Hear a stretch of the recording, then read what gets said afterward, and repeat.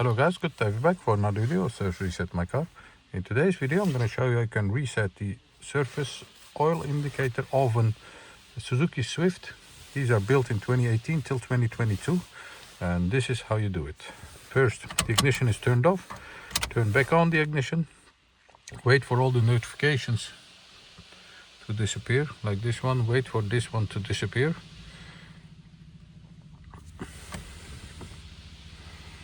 Yes, then we have a knob over here, press and hold it for about 5 to 10 seconds. As you can see, this menu appears over here.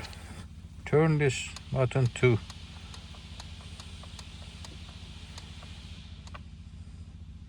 oil change, press it to enter that, and as you can see, now says reset oil change. Press and hold it.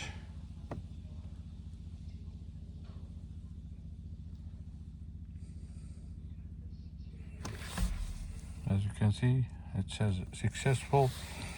Turn the ignition back off, turn back on the ignition, and let's see if the oil change notification will appear.